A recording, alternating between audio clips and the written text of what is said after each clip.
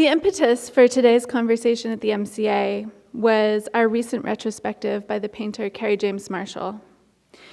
Kerry's important work led us to convene a conversation on the intersection of art, race, and African American history that considers the question, what is the relationship between Black aesthetics, art, and transformative social change today? Please join me in welcoming all three of our speakers to the stage.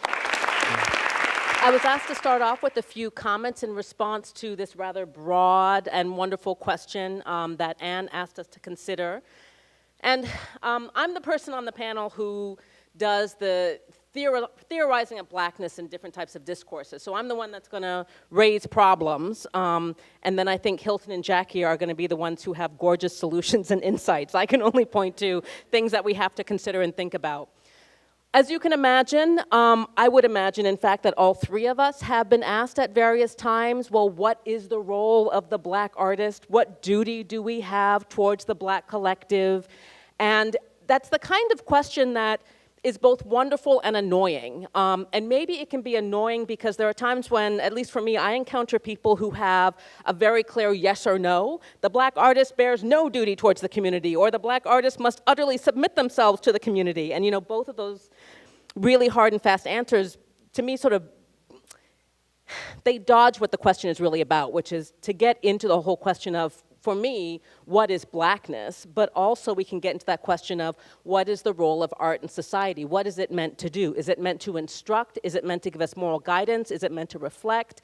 As I often ask my students in literature classes when we're talking about a piece, we have to determine whether or not the novel or the poem or the essay is either descriptive or prescriptive. Descriptive meaning, I'm just showing you how awful the world is. I'm not advocating that the world should continue to be this bad.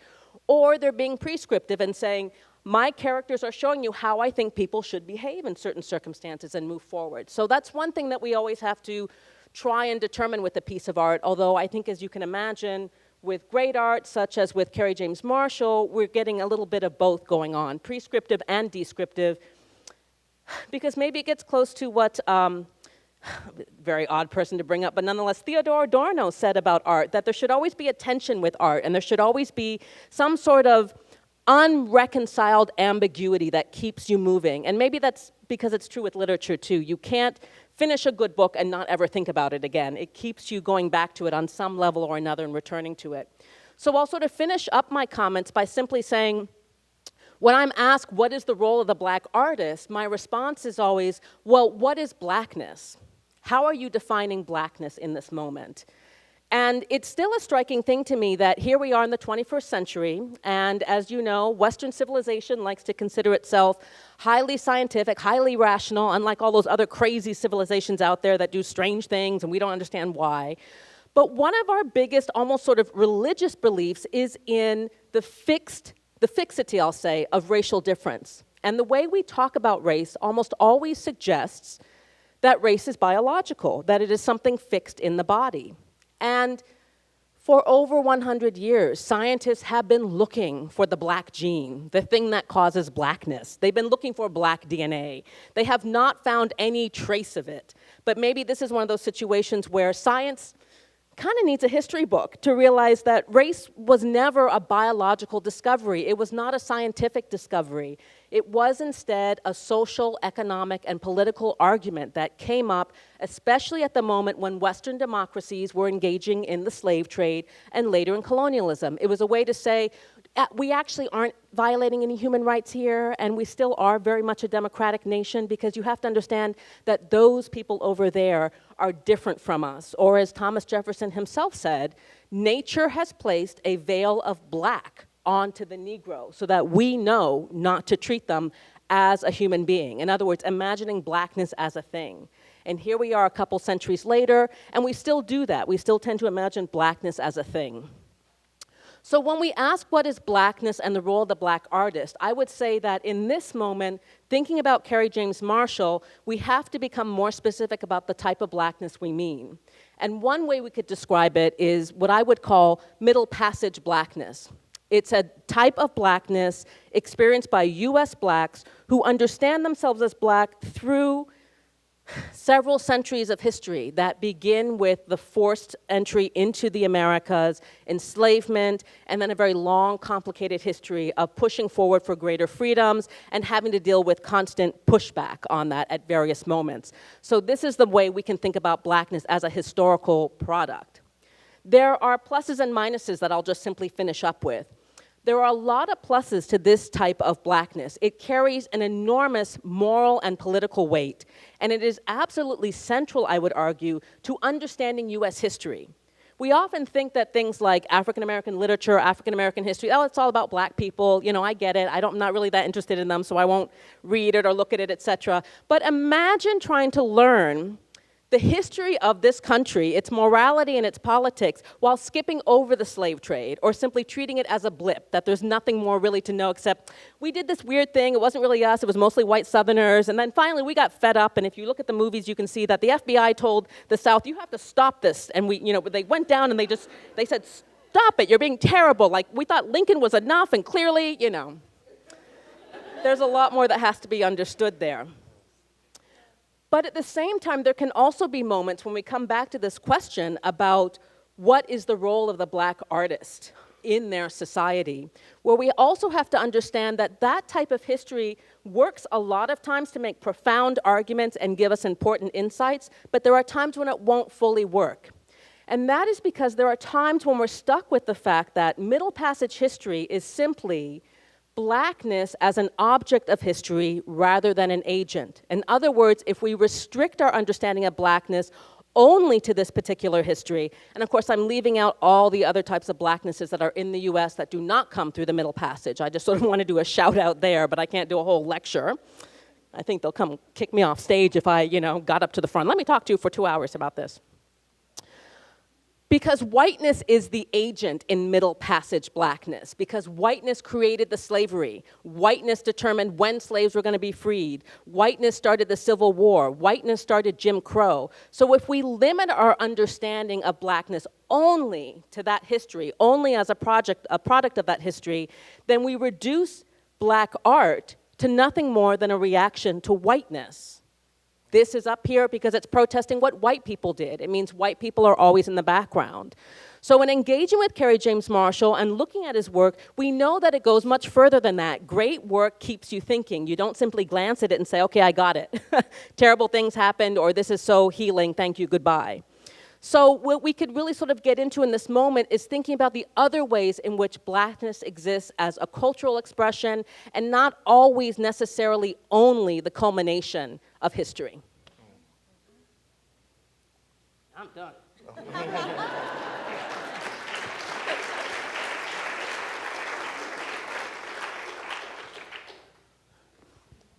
Beautiful ladies before broken, tired gentlemen. Please. That's very diplomatic. Yes. That was really evocative, and I want to pick up on a couple of things that you mentioned. One having to do with the ways in which Blackness needs to be defined. If we're going to have any kind of helpful, useful conversation about what we mean when we talk about black aesthetics or black art. And I think one of the things that makes art a place that is so productive in thinking about definitions of Blackness is that we have to think about content and form, right? And this is one of the reasons why I think Kerry James Marshall's work is so evocative and cannot fully be appreciated in one glance and just calls for so much unpacking, because he makes these really unique and, I think, powerful decisions about how to render Blackness. So one of the things that gets commented on the most, for example, is the blackness of the black subjects in his work, and choosing the darkest pigments to represent black skin color and not creating a lot of variation. And we're always, talking about how Blackness is diverse. That's one of the ways we demonstrate that we're, not a monolith. He creates a visual monolith. And in doing so, then he forces us to think about what we mean when we are calling ourselves black or when we call a subject black. That's a formal decision, and it's a way that an aesthetic question then becomes simultaneously this really important set of political questions and social questions. I think another thing that he does that makes me think a lot also, about... I think also, no, please, but I think that his work was such an impetus for people that came after him, people like Kara Walker, who used blackness not only as the figure, but as an abstraction, right? That one of the wonderful things about this catalog, which you should all buy, is that it really brings up his relationship to people like Al Held and other monochromatic painters, and what that meant in terms of the figure. And I think that Kara's blackness is, in her work, is flat in the way equal to the flatness of the whiteness, so that the drama of history doesn't get played out against or for one side or the other. She's showing a kind of general Holocaust of experience. And I think that Mr. Marshall has, it's sort of, he has a more different generation, and so he has a kind of more hopeful love for the people in his paintings that I think he really wants to convey to the viewer first. He wants us to love them as much as he loves us. And I think that the issue or the question or the reality of love is something that gets not articulated very much vis-a-vis his work or the work of black artists. Generally what we get is anger or degradation or oppression, and it makes you feel as if you're entering a gallery space or a museum with a meat cleaver in the back of your neck before you've even seen the work. And so what you've both been talking about really so energetically is the possibility, how do we define in those possibilities certain just human things like love or attention. I mean, he's paying enormous attention to black bodies, and in the way that, let's say, Zora Neale Hurston paid enormous attention to black bodies. And this goes to your point. I think when it comes to for me, that when it comes to blackness as subject, really what I'm looking for is style, more than ideology, or a style as ideology, but not the ideological before I get to the magic of style.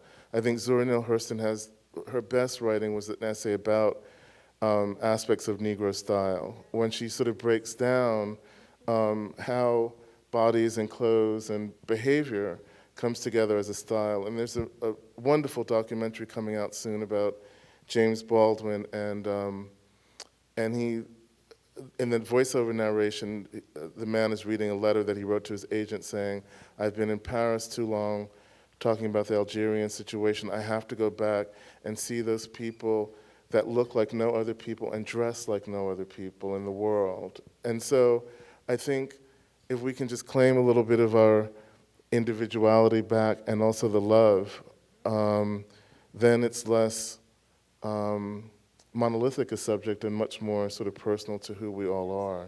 Yeah. That documentary you just mentioned, I'm Not Your Negro, Yes. about James Baldwin, is going to be shown at the Chicago International Film Festival goody. this year. So you should definitely check that out. Yes. Shout out. Yes. But I want to get back to something that you said about Kerry James Marshall's evocation of love for his subjects, and about humanness, humanity, right? Like the project of African American art for so long has been to demonstrate black humanity. To show. We have a consciousness, Right. we have feelings.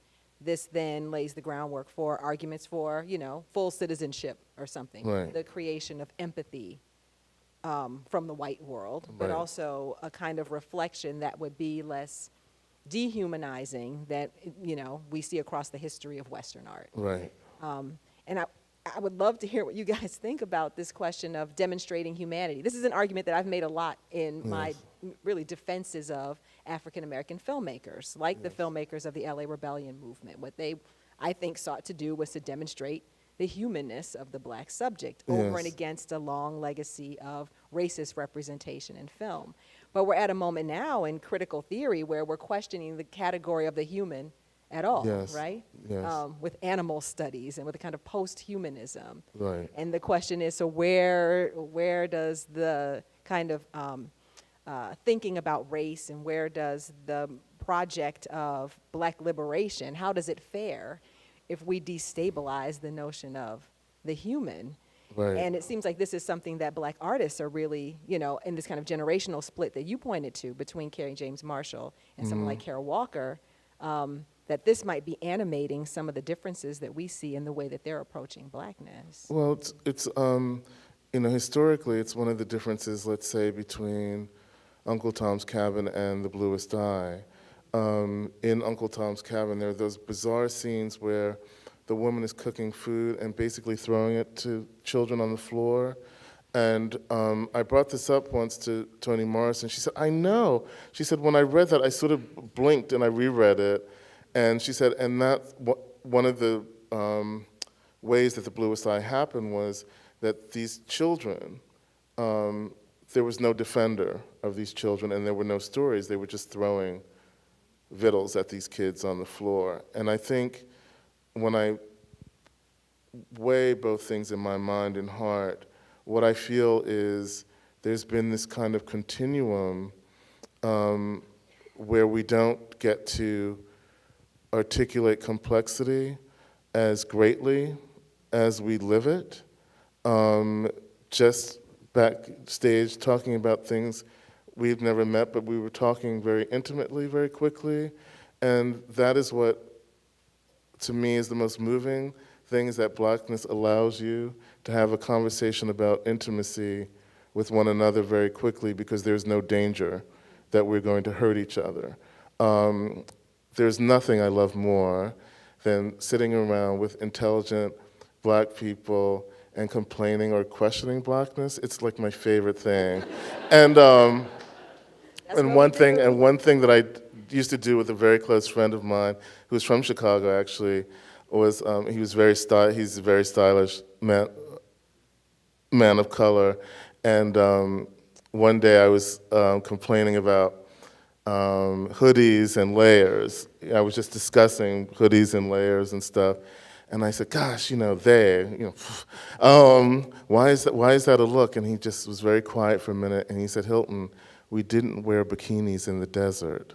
And I thought, there you go. That was one of the first great lessons in what it means, style as a continuum and also as an expression of where our bodies are and what it requires to survive. So.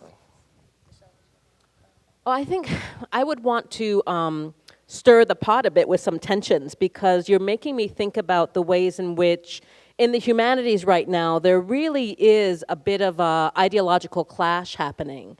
And I love hearing these conversations about we need to discuss our humanness, we need to discuss the intimate, we need to embrace the nuance that makes up Blackness, because there is a very strong movement right now, it's called anti-Blackness, which argues that, in fact, no, Blackness is homogenous.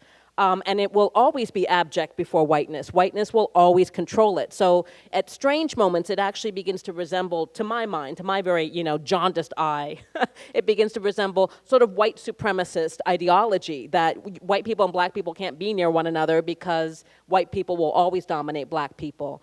And on one level, I understand, or I think I understand, where the anti-Blackness is coming from. There's that sense of desperation and anxiety from Black Lives Matter, from the police. So we get into that question of, so how do we continue to express our humanity in these moments of crisis with the fear that, oh, people are watching us, and if they see our vulnerabilities, they will take advantage of them?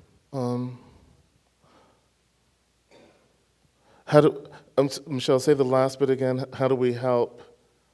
How do we continue to explore and theorize nuances of Blackness that show the vulnerabilities, that show the nuances, show even the ugly bits, right, that all human beings have? Oh, sure. In that moment when we feel like we're in the spotlight and being constantly judged. Maybe sleep with more white people? I do, but I do my bit, but but I feel there has to be, that's a very powerful question other than my sex life. So aside from my sex life, it's a very powerful question. I think, why is it a question though? are we not men? Oh, I'm sure we are men. Okay. It's coming up in this moment in the humanities where a lot of scholars, especially graduate students, are I've never heard feeling- of this before. I'm sorry. Oh, it is the big thing. Okay. Start reading on it at your own Okay. peril. Start reading about it. Okay. It's basically this argument. Like one of its biggest adherents has argued there's no point in getting up in the morning because I am black. I have no good reason to get up in the Oh, morning. no, So no, it's no, no, no, no, no. My mother, that would be my mother, like an ass whipping from my mother. Are you I kidding? know. Like our generation, Get up, right? Get up. Yeah. Get up. Get up. But it's a very big popular discourse in academe right now. Wow. And I think it's an attempt to respond to the activism because I think there actually is that guilt of, oh, I'm black, but I'm in the academy, therefore I'm not Oh, fully I see. authentic. These are black intellectuals in colleges talking. Oh, so, but that's just existentialism, isn't it? No, because I don't think there's existentialism at the end, it determines that, we have to be ethical towards one another since all we have is this Right. life, there is no afterlife. Oh, this This one's more nihilistic. Gee. Yeah, black But pessimism. black pessimism is just your family. Right? What makes you think you can get up there and blah, blah, blah? Right? I'm sorry. I just wish I could bring you to campus to talk to everybody. okay. Maybe some are I just here. don't know what to make of that. My mother's way too much in me to think that that's a thing that you can pay attention to, because if you have the skills and the means, why wouldn't you be out there in the world trying to make a difference, no matter how painful it is? My father and my mother had a very tangential relationship to white people, but I never felt I never felt in particular that my father was powerless, or together that they were powerless. I remember once it was elementary school, and the teacher said something really sort of homophobic to me about how much I liked doing something. And I told my mother, you go home and you tell your mother stuff. And she said, what? And I repeated it, and she was on that phone in 5 seconds. And I swear, it took maybe an hour for my father to get home, change, and for them to be at that school. I never felt that they didn't have any voice vis-a-vis their child. I felt in the larger world, in retrospect and seeing how their lives went, that they had, because of economic stuff, they had fewer choices, a lot fewer choices than I did, but I never felt that they were powerless. So the idea that I would engage in anything called black pessimism or pessimism of any sort is a way of discrediting them, or the people that came before them, my grandparents, and coming from Barbados and just working really hard in this community of black people, for black people. It seems like a kind of smear on what they've given us, which is the ability to sit up here, for instance. Jackie, how do you see this playing out in terms of film right now and the sort of artistic response through the moving image? Yeah, well, what I see in work that I would classify as sort of Afrofuturist or the Afro-surrealist work, and I'm thinking about, there's a program that was featured here, Black Radical Imagination of experimental films by emerging African-American filmmakers, people like Terrence Nance, Colleen Smith, is that I don't see that kind of pessimism or nihilism in that work, but I think it's responding to the same set of conditions that these folks are responding to, which is this ongoing sense of struggle. And particularly the ways in which certain promises of, like, the digital, for example, of a kind of broad participation in the creation of images, in the ability to engage in a, like, universal civic discourse or something, still has not produced the effects on improving the lives of black people in the world.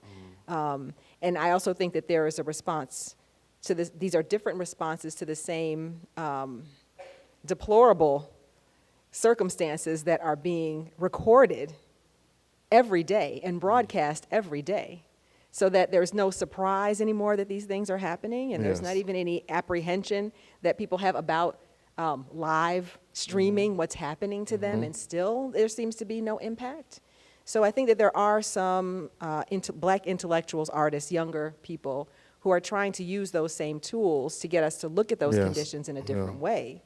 Or even And I would hope the enormous, scholars or would enormous, catch up. enormous pop stars like Beyonce with working with so many different filmmakers on Lemonade. And I think that one of the great unspoken geniuses of that whole project was Octavia Butler, and this idea of how this goes back to the hoodies and desert issue of how does this continuum happen? How does it happen in one body?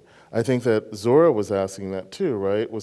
Okay, so let's say it's not even a collective, but let's say I'm seeing this woman in Harlem in 1937 walk down the street. Why is it that I've seen this woman my whole life, or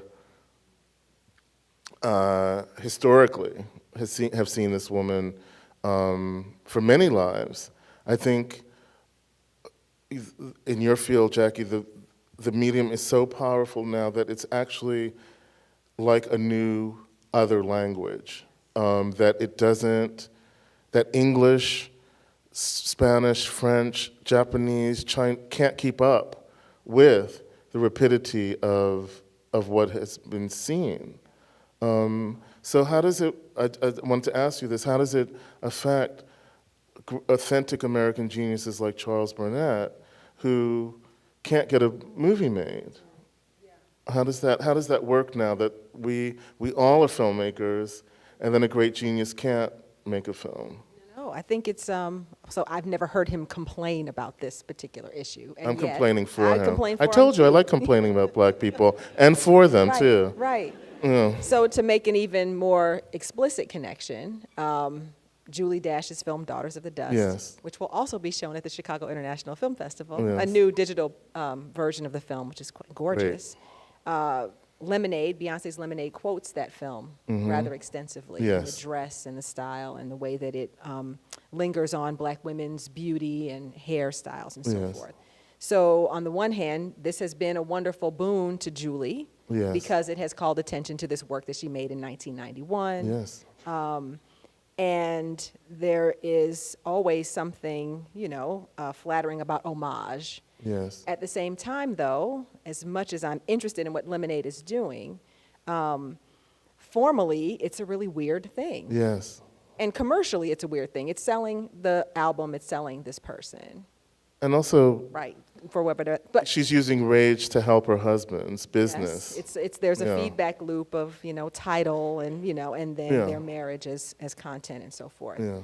It's not doing the work that Julie Dash was seeking to do, which I think is a more profound kind of political and aesthetic work, which had to do with completely reimagining the way that you could picture Blackness Yes. on screen, and Black women on screen in particular. Yes. Blackness through Black women Yes. on screen. So I'm sure there will be some frustration on Julie's part that even after all this, it doesn't mean she gets a new movie deal. Yeah. That her sensibility was mined in a way that raises lots of important questions, but then doesn't give her the material conditions to do the work that she is, Yeah. She gets to be a footnote to stardom. That's yeah. right. Yeah, yeah. So I think that there are ways this could be a lesson for, the students that we interact with to think about citation and to think about what their own possibilities of success can and should mean for the traditions that they're drawing from. But that's fascinating because this goes back to the issue of originality, right?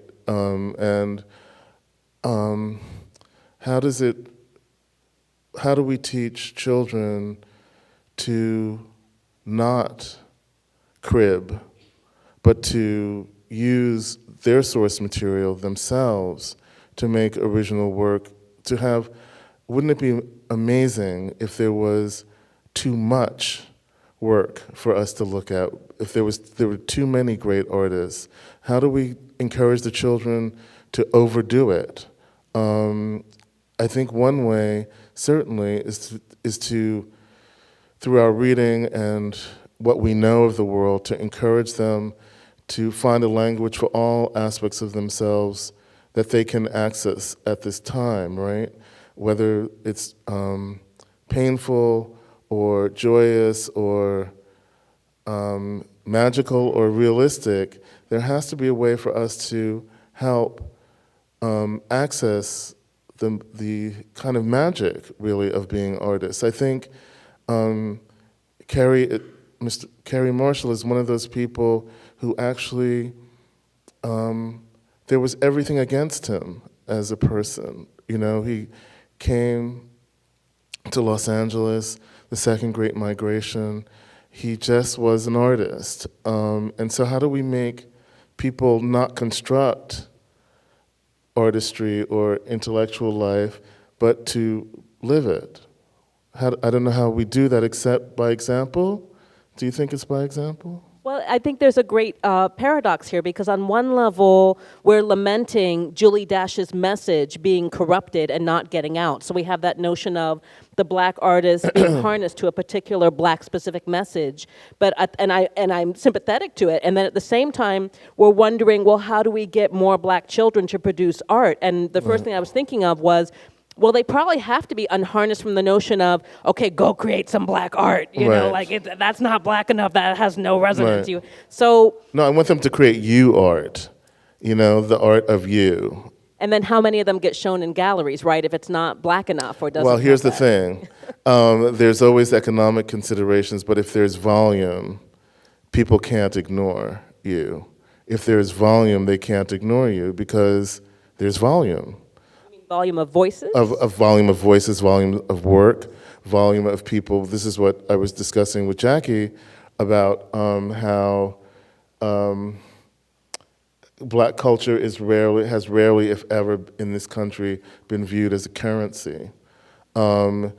Whereas coming out of the European tradition or Mediterranean tradition, Jewish culture has always viewed it as a currency because it was a way of speaking underground, of surviving and speaking underground and trading, right? So why is it that Black American culture has never put itself forward as a currency of having value?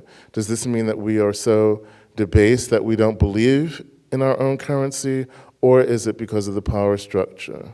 I want to say a couple things to that, and then I know we have to open it up to questions. You know, part of that may actually get back to the definition of blackness, and one of the differences we've seen between people whom we could argue are quite literally African American, their parents or they were born and raised in Africa, and they came to the US, and then those African Americans that identify as Middle Passage Black, because like Jewish culture, those who are literally African American can understand themselves as productive. They have a culture that they belong to, they have a particular history, and so they automatically understand and see the value of it. It's more complicated with Middle Passage Blackness because blackness was an identity that was invented by racists to justify all these things. So in so many different venues, blackness is simply a reaction to something, and as you said, it's a record of humiliations, abjectness, etc. So I can see that as part of the problem. Definitely part of the problem, and I think also this goes back to the children, and we have to show up for the children. There was, at one point, I hope you find this amusing. I was going to write a story about a kid who is the first, he plays polo. And I had seen a little film clip about him, and I went, he was playing a polo match he's from Philadelphia. I think all 5 siblings at one point were in jail, except for him. His mother was a single mother.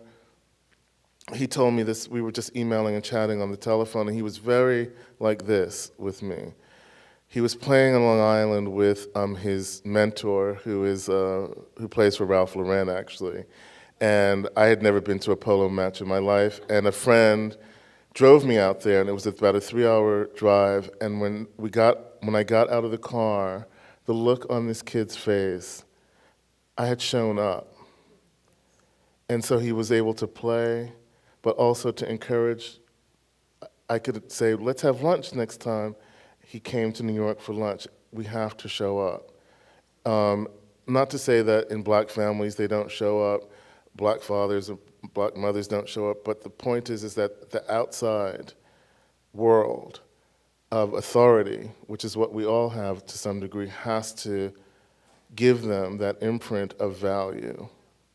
Totally agree. And I think that this is also an important dimension of thinking about the history of being commodities. And so value being ascribed to blackness or black labor by a white power structure. And I think one of the many legacies of that we see in terms of cultural value is that this is like such a truism, and that black audiences will value a black artist once the white world values the black artist. And you certainly see that in like art collecting, right? Not across the board totally, but there's a certain kind of cachet that a black artist can gain, and then that's when people, their own people, the people who need to be showing up from the beginning, begin to show up. And that's also There's when a it real becomes, need. I mean, that speaks to a real need. I remember as a kid I had four older sisters, and so we would go, one way that they could get rid of me was to take me to the movies. And I remember one sister in particular would say, "Oh, is it a Susan Haywood movie? She's my girl." And I'd say, and I'd watch the movie, or they'd say, "Oh, you got to see Jane Fonda and Clute." And I would watch the movie, and what I remember and retain from those situations was they were looking for something that spoke to them of reality, not the fantasy of making, but the reality of being. And so one of the great things about Carrie is that we're dealing with these really high standards of aesthetics, but I think from my experience, what black audiences are looking for is something that shows up for them, that connects to them and the idea of black reality, not black pessimism. I want to go to that school and beat some butt. But anyway. And I think we're going to open it up for questions.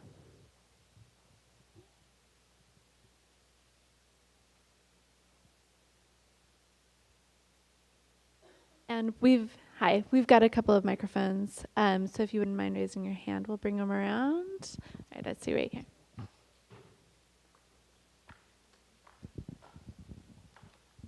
Thank you. Hello. So I am really interested in the idea of like the black. Sorry, you just have to.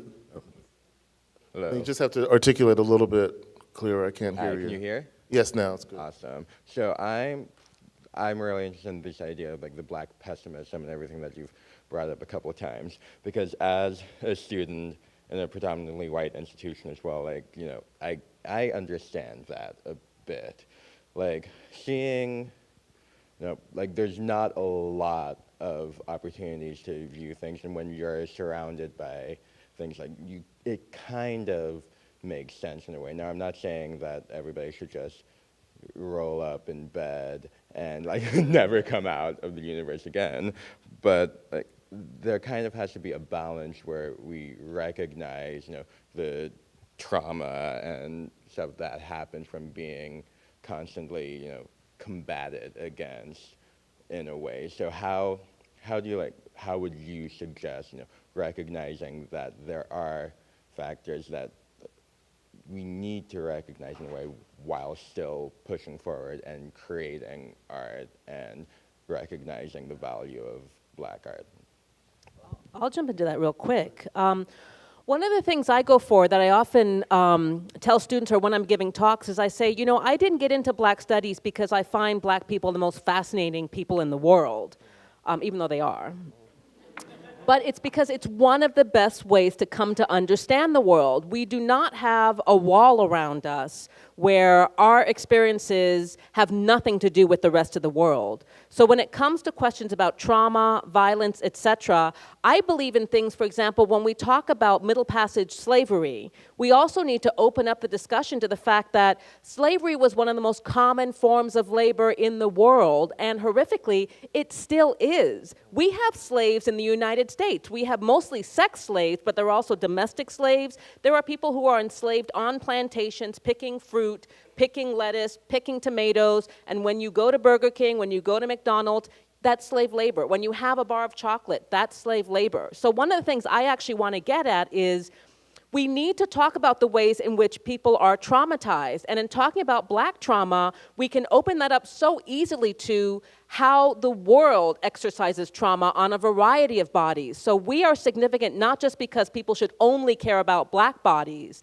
but because quite often the most vulnerable people in society are the ones that get hit first and hardest with radical change in society, the move towards violence. So that's what I would actually want to bring up, is not build a wall around it and say, let's focus on our trauma, but this is how our trauma is significant in so many different ways. And also, I think, to your point about speaking, I think learning, finding for yourself as an artist and a thinker the words that articulate your particular voice and experience and emotional life within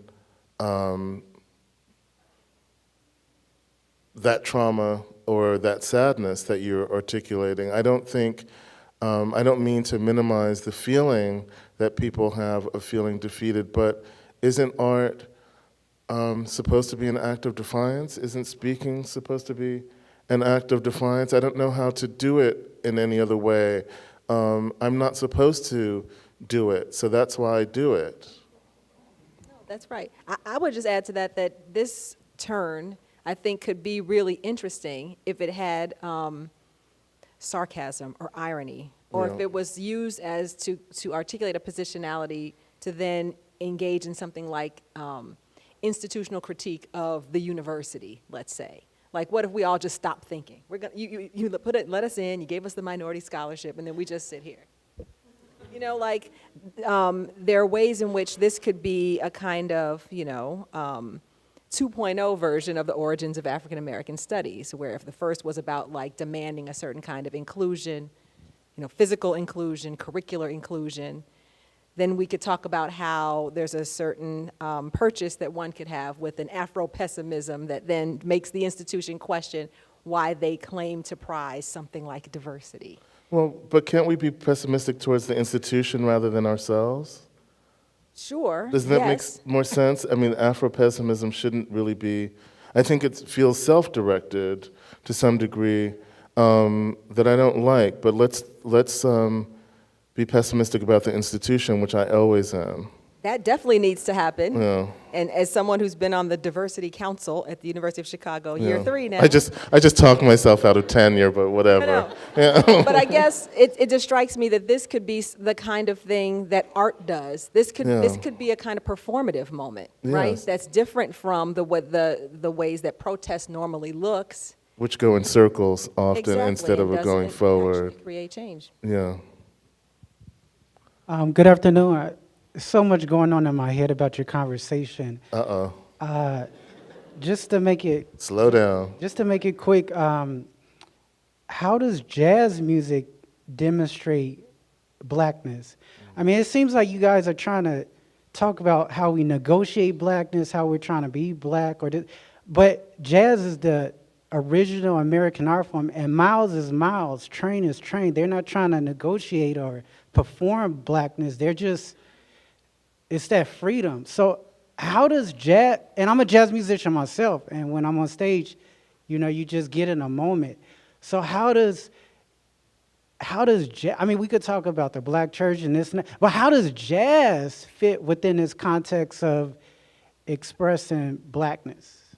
It doesn't, I don't think jazz, first of all, it is a powerful American art form, but it doesn't exist outside of its time. There's this footage that you should look up. It's Dizzy and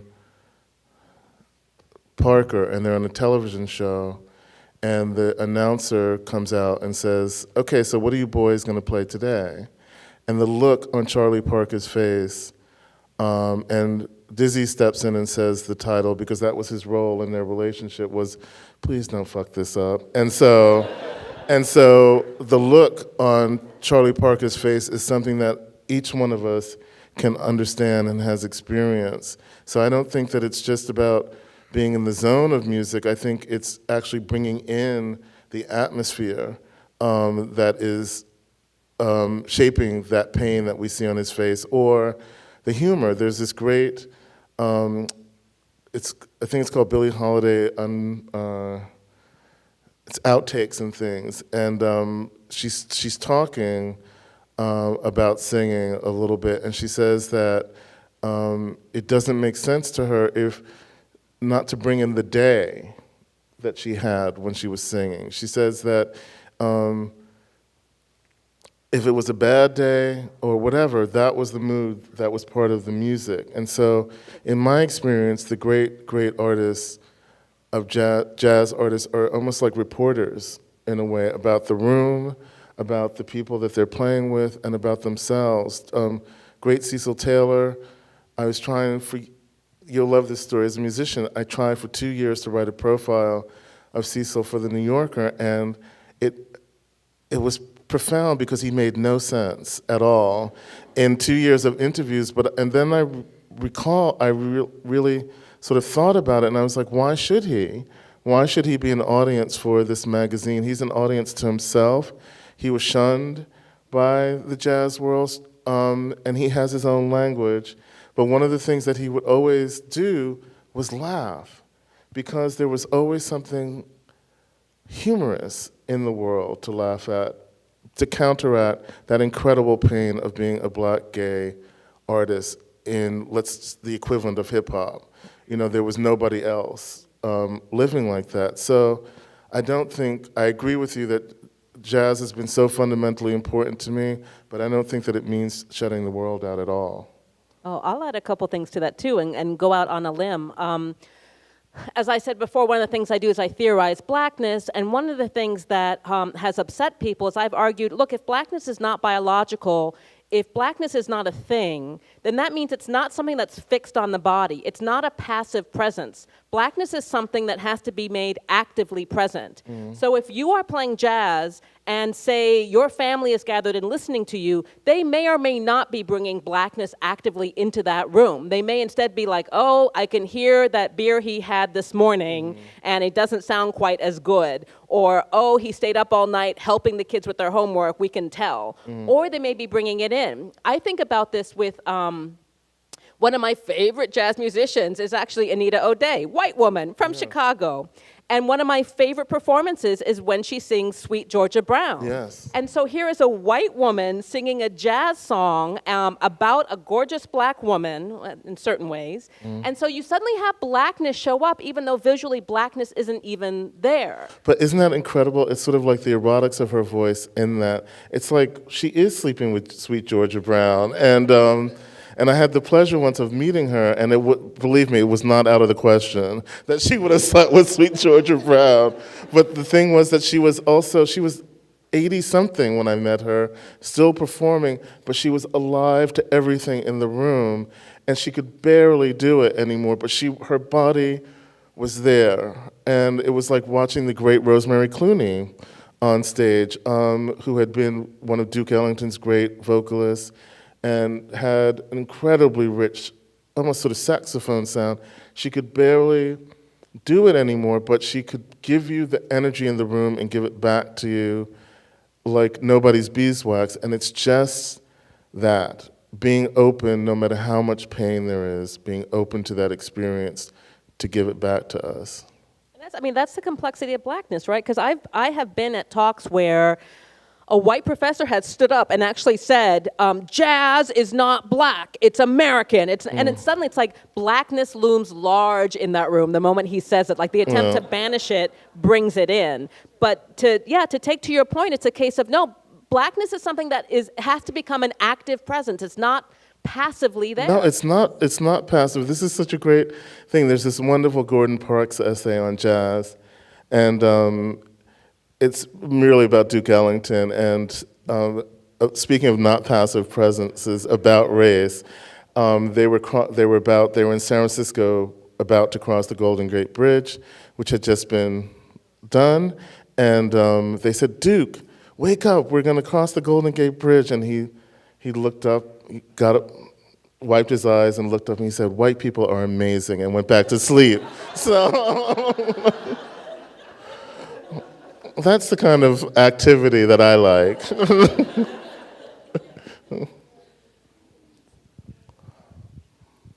Earlier in the discussion, you guys were. Yeah, all right. Early in the discussion, you guys were talking about the importance of black. Raise your hand, I can't see. Right over here. Oh, okay. Right over okay. here. All right. Earlier in the discussion, you guys were talking about the importance of black art being displayed and people creating this art, and I was wondering, how would you suggest that somebody inspires people to create art? How does somebody persuade somebody to create something that is so vague as art, like making movies, creating paintings, taking photographs? Like, how does one persuade somebody to do something as vague as that? And in addition, what does that do? What does that do for the black community if there is more black art? How does that help them? How does that help their case in general? Well, there is such a thing as talent, right? You begin with that talented person. That's their currency, is that they have something that maybe they don't even see, but you know is talent, is a voice, is a struggle to speak in some way. And I think once you have that raw stuff, you can guide them to what they need. There's a great story in this Kerry book of him not registering for a particular art class because he knew they were going downhill. And he was just a kid. And so he finds another means to study. But he had $1 million in his pocket without having any money at all, which was his gift. And you just know that talented kid when you walk into the room. They can be the most retiring, recessive person, but once they give you that piece of paper or they show you that photograph or that thing that they've been working on, you know who they are. And then, I think there are a number of ways in which we as individuals, as groups, need to think about how to create structures for the development of talented people who might be inclined to create art. So, the deplorable conditions of our public schools in this city, we know it happens everywhere that arts programs get cut. 2 were cut from my daughter's school this year. Oh, God. But then there are also lots of very local ways in which we can materially support artists. And so if we do believe that art is an important dimension of community development, individual expression, then I think we just have to kind of like put our money and our time where our mouth is. Hello. I'm really struck by the conversation I'm hearing about sort of Is the that Huey? I'm sorry? Is your name Huey? No, my name's Derek McFadder. Oh, hi, Derek. It's not Okay. And the question I was going to ask was, so we've talked a lot about the individual black artist and also about black history and like a collective experience of black art. And I would love to hear more, maybe jumping off from the Julie Dash Lemonade moment or some other moment, about what does like a responsible multi-generational black art continuum look like? If you could talk about that, and I'm sure you could talk about it in film or some other medium, but I would love to hear like, how would a younger artist appropriately use citation, for example, in their work? And then I also want to throw into that, hip hop already samples. It's not always interpreted in the way that it works, but if you could just talk about that too, I'd love to hear your thoughts. Thanks. So yeah, how do you footnote your sources in a work of art? One of the if I could spend 5 years writing footnotes to Kerry James Marshall's paintings, that would be a dream, because they're so rich with layers and layers of historical reference. And it seems like he is engaging in a kind of practice that encourages that kind of curiosity. Where did this come from? And I don't know that Lemonade is engaging that kind of curiosity. Instead, we're being struck by the power of discrete images. And the pyrotechnics of stardom. Yes. So there's a kind of, thoughtfulness that doesn't really suit the mode in which she's working, but she has the kind of like celebrity power where I think she could do the kind of work that would encourage that. So I think part of it has to do with finding ways for younger artists to know where the sources that are circulating around, where they come from. We could do a better job of that. And then also thinking about how to create formal strategies or just sort of suggest formal strategies that give some value to honoring those past references. And I think it's a complicated project. When I was a kid, I used to label photographs, like write the names of people on the back of pictures, because I was always so frightened by the idea that someone would be forgotten. And so I think I actually don't have the patience to run an archive, but through writing and bringing in as many sources as I can to an essay or a review makes me feel that no one is getting forgotten. And so when something gets cut, generally I would rather my own thought get cut rather than saying, trying to think of something recent, like Mad Lib, writing about Mad Lib and how his sampling is really a kind of writing, and it turns out that he's a huge reader, right? So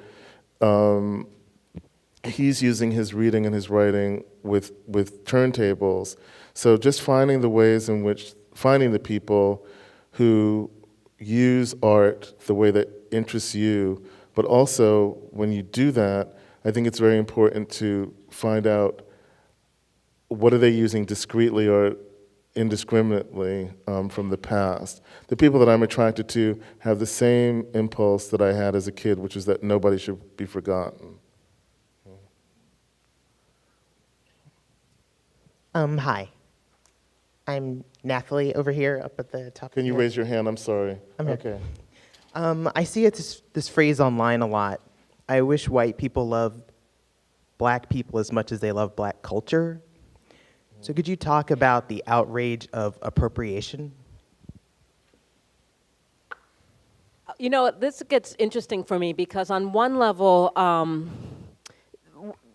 the basic solution to appropriation, right, would be in incredible copyright laws, not unlike what I hear what the Maori have, which is whenever the government of New Zealand or any group in New Zealand wants to use something that even resembles a Maori symbol, they have to pay the copyright. But then, of course, what you have is this difficulty of the fact that culture can't be harnessed, shackled down, bordered. When people like something, they borrow it, they use it. I remember getting so angry in 3rd grade when I wrote what I thought was a brilliant story. And then all the other little kids started riffing on my story, and the teacher told me, it's like, well, that's the sincerest form of flattery. And that is not the sincerest form of flattery. The sincerest form of flattery is to say, I really liked your story, and I'm inspired by it, and I'm going to give you credit for it. But, we can also think about the ways, I think as we just talked about, where black folks borrow from other black folks and don't credit them. So I think it's that broader question. But I'll leave it to you guys. I just think it makes us better. Because once somebody gets turned on to the trick, you want to turn different trick. And so it's been, I can be sitting in the New Yorker office and someone will say, oh, I really liked so-and-so thing and I did that. They'll just tell you. And I'm like, oh, okay. And then in my heart, in my head, it's what my mother told me, you just have to work harder now and do something even more outrageous. that is what I was taught. And it's it's very tiring, and it can be very daunting, and but it has given me a kind of resilience, and also forced me into the world of my imagination where no one else can go but me. And that's, fuck it, if they want to steal from that, they're still my head and heart. So they're just borrowing. It's like when I was little, there was a mimeograph machine, and you could run things, and it would just get fainter and fainter as you ran things off. And that's really what appropriation does, is that it mimeographs the original thing, and it gets fainter and fainter as it goes on. And that's a kind of joke, because what we're doing in our imagination and hearts is getting deeper, and the color is getting deeper and deeper and deeper. I think that that's one of the things that Cary is doing in his paintings, is making black figures the target and the star of history. These people who dress like no one else and whose bodies are like no one else. I just think that that's a profound thing to be, is completely different from any other persons in the world. And so that's also a responsibility, but it's also an incredible honor. And if you can take the hideous pain that comes with it, or survive the hideous pain that comes with it, I should say, with humor, who cares about those people? They're just kind of like faint. There's another Duke Ellington story. He was playing at the Rainbow Room in New York, and there was a group of white people who called him over, and they said, "Oh, you're so great, Duke." And he leans over and looks at all the people at the table, and he says, "I was wondering what that."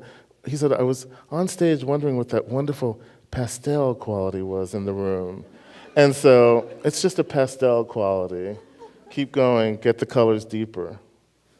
Although I will bring up a terrible example, because I'm taught to argue, I'm not taught to be helpful. And I love you for it. Thank you. Oh. But I'll sit over here a little bit. Okay. You're also making me think of a case like Elvis Presley, who Oh, borrowed don't even so go much. there. Yeah. Yeah. And it's now at the point, right, where rock and roll is understood to be a white music form, and black people who perform it are kind of looked at as, and it's like it used to be a black form. I know, but it's also what you've brought in. But what you've brought in is also something that I love so much about the people who do acknowledge being the appropriators are the heroes, right? To me, when I was a kid, I'll never get over this moment. There was two moments, and both with Lily Tomlin, where she did a routine with Richard Pryor, where she, not through anything but voice and a turban, portrayed a black woman talking to him, and she was the blackest woman I had seen on TV until that point. That was in 1971. The second thing that she did was in a monologue at the beginning of these specials that they stopped showing. And they also did not want her to kiss him at the end of the show. And if you watch it, she kisses the fuck out of him at the end of the show, and he just falls out like that. But she says, she starts to dance a little bit, and she's snapping her fingers. She says, "I was the best cheerleader in Detroit, Michigan." Pause. The best white cheerleader in Detroit, Michigan. Those are the gifts that some of these people can give us to let us know that there's a context and not this continual kind of ripoff. But I also want to go back to something you said about the humor that's necessary and the strength that is necessary to be the one in these spaces for whom these cycles of appropriation are an everyday reality, right? So on the one hand, I love your mimeograph analogy. At the same time, though, to be the original or to be the kind of black pioneer in the room. So I'm picturing you in the New Yorker offices, for example. Imagine. Right. You're there, and that's hugely significant. It's gotten through, I have to say, concerted efforts of David Remnick, it's gotten so much better than when I started there. When I first started there, I sat next to Joseph Mitchell, who hadn't written anything in 20 years. So that was the hope for me, right? And he was so lovely, and saying, oh, I used to know so-and-so. And it was, again, that one person outside of the nucleus of the New Yorker who was an outsider there who gave me the courage to keep going. But me there it's a very interesting experience, let's put it that way. We've got time for just one more question. Hi.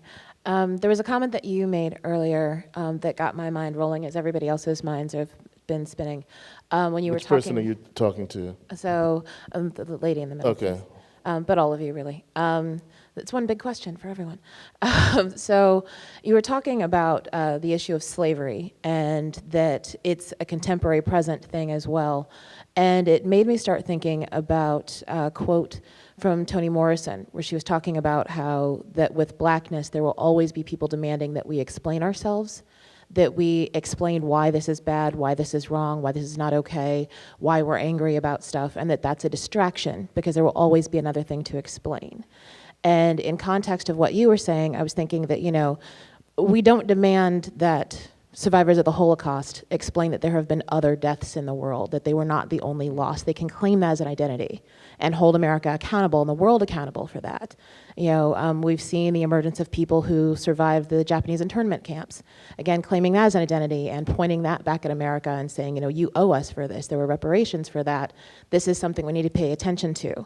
But in that same context of distraction, it seems like whenever we talk about, slavery, and particularly that middle passage blackness, there becomes but what about the Native Americans? They were treated far worse than you guys were. And what about the modern day slaves? There's still slavery. And what about that? As opposed to focusing on that piece of our identity, and that is, to your point, a big part of American identity, because we didn't just happen to enslave ourselves and come here. That was part of what America was doing at the time. Right. So I'm wondering how that fear of addressing it outside of the context of everyone else's pain and suffering, where that plays into art and creation and all of that. Oh, wow, that's a good question. And that goes, what Jackie was just asking me about the New Yorker. It's interesting. I didn't mean to make a joke, but I can't help myself. But there's, I feel responsible to tell. I feel responsible in that job because Diane Arbus once said that she felt that she would photograph things that she didn't think other people saw.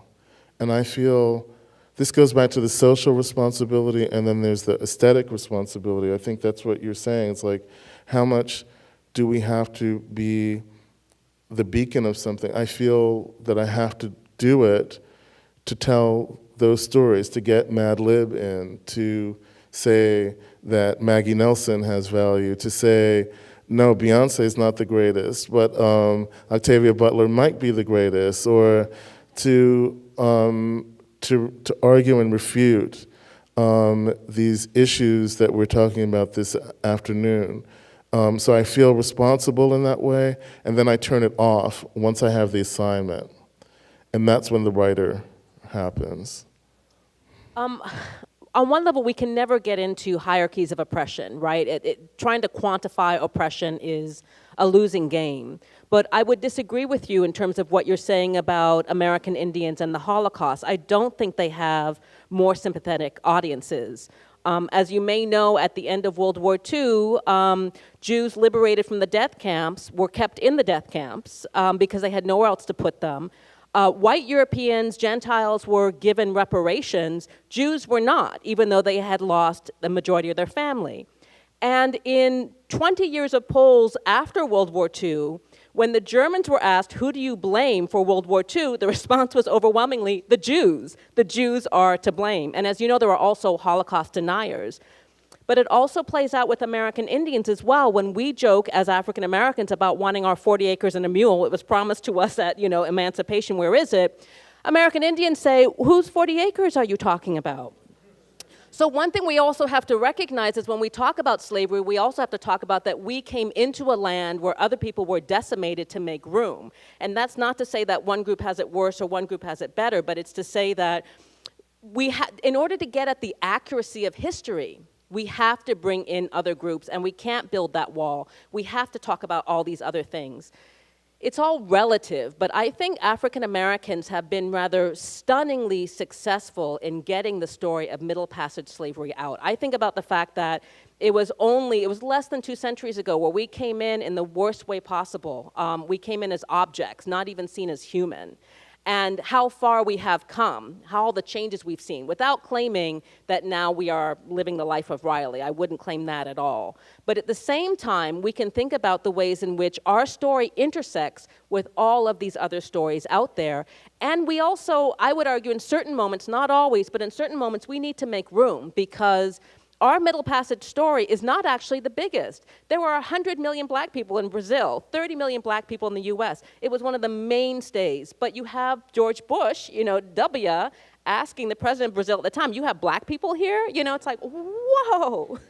Yeah, it's like, exactly. It's like, why don't you, give him or anybody a novel by Machado de Assis and say, this is a black dwarf, poor, who reinvented the novel. So where are those stories? Those stories are essential, as you say, to our understanding of that wall being broken down, not just in terms of American blackness, but world blackness. And I'm really captivated by the term you use of explaining, right? Like the burden of explanation, which I think all of us have felt many times, right? Like why, feeling as though more is being asked of us to explain why we feel the way we do, to legitimize certain kinds of, sure. But at the same time, explanation, and maybe because my job is to be is a professor, right? Like I explain things for a living.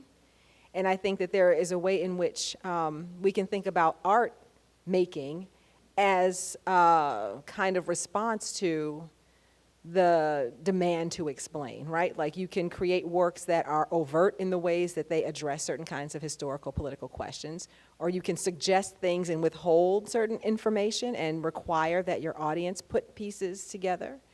So I don't know that I would entirely resist explanation as such, but instead see that kind of like discursive role as something that's actually quite useful and that you can use in these really powerful pedagogical ways, whether you're like teaching a class or you're dealing with your coworkers and feeling out what people know. It's also it's a therapeutic thing to do. We don't fully understand ourselves, right?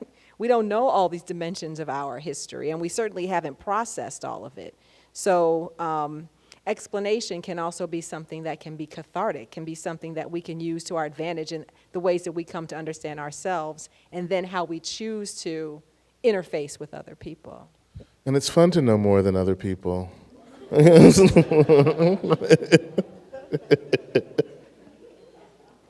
On that note. Thank you.